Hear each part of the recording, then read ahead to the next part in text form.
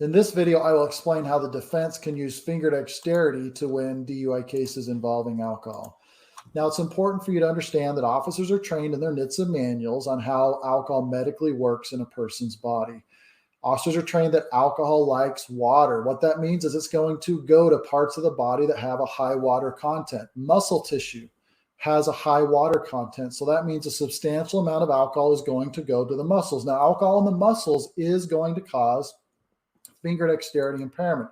So key point here, if a person is actually under the influence or impaired by alcohol, they should exhibit finger dexterity impairment. That is a key part of the case, and it fits with how alcohol is known to medically work in a person's body.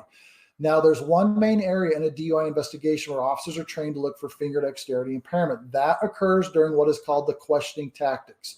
This is when an officer asks a driver to retrieve and provide documents to the officer, such as their driver's license, their registration, proof of insurance.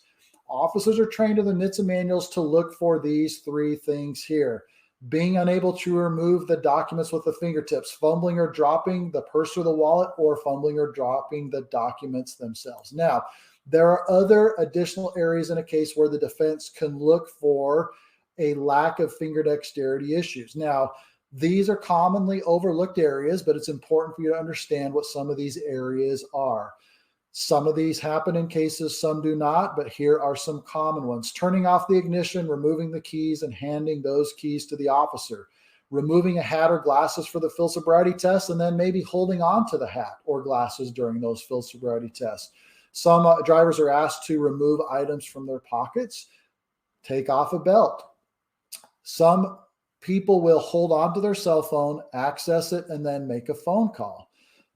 At the jail, we have documents that come into play. So we're looking for things like picking up a pen, being able to hold on to it, signing a document, and actually holding on to the documents.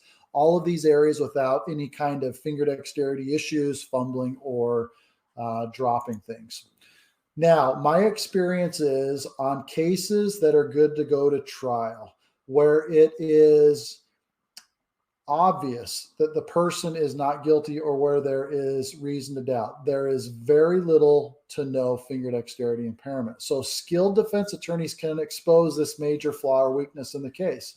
What these attorneys will do is they will use a lack of finger dexterity impairment to get an officer to explain to the judge or the jury that that shows that the driver that they arrested was not under the influence or impaired, and they are not guilty. In other words, they did not have an impairing amount of alcohol in their system at that time. Now, if you are in need of a DUI attorney to help you with your case, what I recommend is that you go to the Find a Premier DUI Attorney page on our website.